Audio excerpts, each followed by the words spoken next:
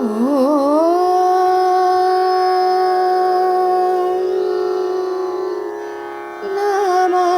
शिवाय।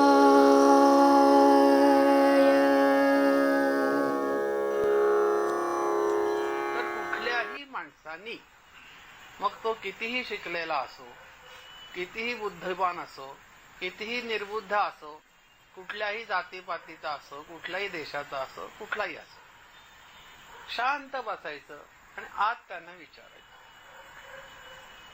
त्यांना तुम्ही आत विचारल्यानंतर तुम्हाला ते उत्तर बरोबर देतात. प्रश्न उभा कुठे राहतो की त्यांनी दिलेलं उत्तर बाह्य मनाला न पटणारा असेल, स्वीकारत नाही. आपल्या मनासारखंच असेल, आनंदाने उड्या मारतो की सद्गुरू माझ्या बरोबर आहेत. पण काही वेळेला तुम्हाला न पटणाऱ्या, तुम्हाला न रुचणाऱ्या, तुम्हाला न आवडणाऱ्या अशी उत्तरं, अशा गोष्टी ते तुम्हाला सांगतात. तुम्हाला म्हणजे सगळ्यांना, प्रत्येकाला. मनुष्य स्वभाव असा आहे की तो ते मान्य करत नाही आणि आपल्या मनात जे काय आहे ते त्यांच्यावर लादायला बघतो. नेहमी मी काय सांगतो की माझ्यासाठी जे योग्य असेल ते सद्गुरू करतील. सद्गुरू नेहमी योग्य तेच करतात. आणि तुम्हाला, मला जे योग्य आहे ते सद्गुरूंनी मला दिलं. हा जर आपला भाव असेल तर माणसाचं स्थैर्य आणि शांतता अजिबात ढळणार नाही.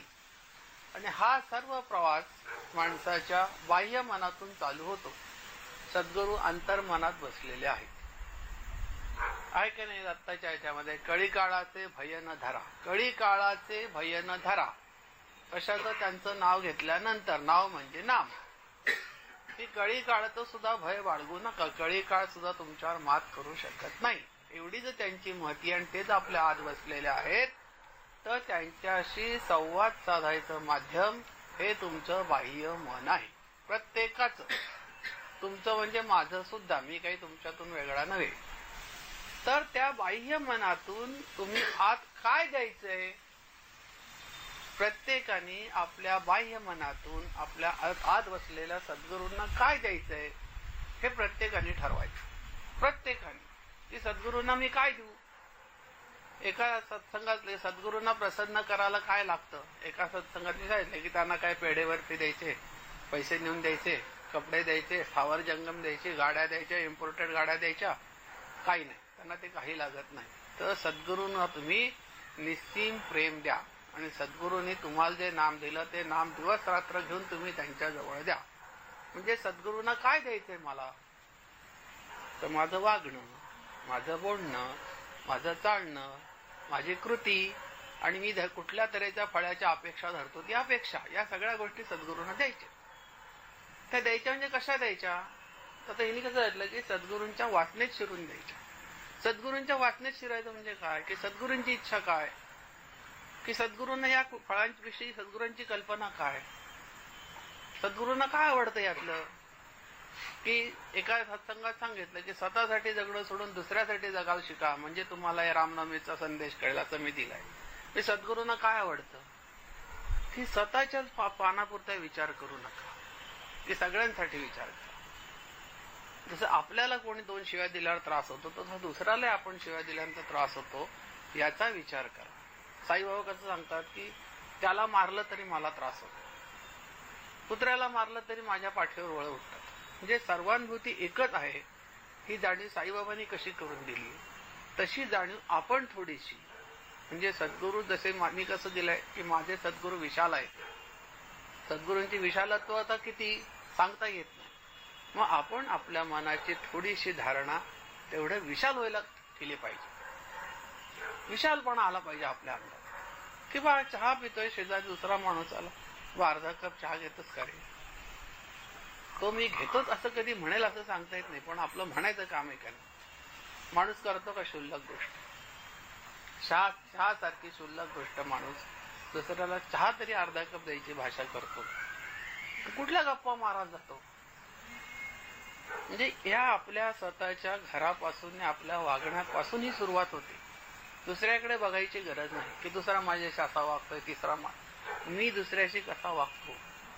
सद्गुरूशी लोक नाना तऱ्हेची वेडी वाकडी वागली, सद्गुरू त्यांच्याशी कसे वागतात, हा थोडासा सद्गुरूंच्या विचारातून, सद्गुरूंच्या विषयातून, सद्गुरूंच्या वासनेतून तुम्ही विचार करा. सद्गुरूंची वासना कशी, सद्गुरूंना दुसरे लोक त्रास देतात, काही करतात, सद्गुरू परत वेळानंतर त्यांच्याशी आपलेपणाने त्यांचं काय असेल कसं वागतात, हे एवढं त्यांना कशामुळे साध्य झालं, तर त्यांच्या आत बसलेल्या त्यांच्या सद्गुरूंकडे ते सतत या तऱ्हेने त्या वासनेतून बघतात, म्हणून त्यांना ते साध्य झालं. मग आपल्याला ते जमलं पाहिजे, ते जमवायचा प्रयत्न करायचा. म्हणजे आपले जे बाह्य मन आहे, त्या बाह्य मन हे माध्यम आहे, त्या माध्यमातून आपण त्यांच्याकडे जात असतो. काहीतरी माध्यम लागतं का नाही, कुठे जायचं तर काहीतरी माध्यम लागतं का नाही, तुम्हाला आता घरी जायचं काहीतरी माध्यम पाहिजे का नाही, कसे जाणार तुम्ही काय वायुमार्गाने जाणार आहात का? वायुमार्गाने पण जाणारे असतात, पण ते तुम्हाला अवगत नाहीये. तुम्हाला अवगत काय आहे की स्कूटर काढायची, मोटरसायकल काढायची, गाडी काढायची, त्याच्यातून तुम्ही जाणार, म्हणजे ते तुमचं माध्यम आहे. तर कुठल्याही ठिकाणी प्रवास करायचा असेल तर काहीतरी त्या प्रवासामध्ये तुम्हाला माध्यम लागतं. तर तुमचं बाह्य मन हे त्याच्यासाठी माध्यम आहे, त्या माध्यमातून तुम्ही उतरायचं. मग बाह्य मन माणसाचं कसं पाहिजे, हा मुख्य भाग त्याच्यातून येतो की बाह्य मन कसं पाहिजे. कसं पाहिजे बाह्य मन? प्रत्येक माणसाचं मन, दोन मन, अंतर्मन आणि बाह्य मन, सर्व गोष्टी बाह्य मनाच्या सहाय्याने करतात. अंतर्मनाला विचारतच नाही. ज्या दिवशी अतिरेक आणि काही भयंकर परिस्थिती येईल ना, तेव्हा शांत बसतो. काय करू काय करू काय करू. कुणी सांगितलं लॉटरी लावायला, कुणी सांगितलं लॉटरी लावायला.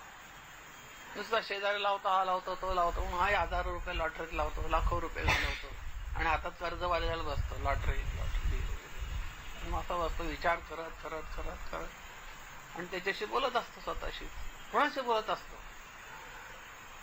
कोणाशी बोलत असतो त्यावेळेला? सद्गुरूशी बोलत असतो. पण स्वतःशीच बडबडतो. स्वतःशी म्हणजे कोणाशी बोलत असतो? स्वतःला अपराधाची भावना निर्माण होते, स्वतः मी खूप अपराधी आहे असं म्हणून 2-4 तोंडात मारून घेतो आणि बोलत असतो स्वतःशीच. कुणाशी बोलतो? आपल्या आत बसलेल्या सद्गुरूंशी बोलत असतो. आणि ते सांगत असतात की सांगितलं कोणी तुला उपद्व्याप करायला, की शेजाऱ्याने लाख रुपये लावले म्हणून तू सगळे बायकोचे दागिने घरदार विकून ते लावलेस आणि आज तू कर्जबाजार भिकारी झालास. रोजची अर्धी भाकरी म्हणजे ती घालवलीस, उद्या भीक मागायची वेळ आली बायका पोरान तुला. कुणी सांगितलं हे करायला? म्हणजे ते आतून सांगत असतात की नाही. पण हे कधी बोलतो तू? ते सगळं वाटोळ झाल्यानंतर बोलतो. तर माझं सांगणं असं, आपल्याला जी परिस्थिती आहे, चांगली आहे वाईट आहे, गरिबी आहे श्रीमंती आहे, कुठली जी असेल ती जी परिस्थिती प्राप्त आहे, त्या परिस्थितीत असताना तुम्ही आता या क्षणापासून त्यांच्याशी अशा तऱ्हेने बाह्य मनातून बोलायला शिका.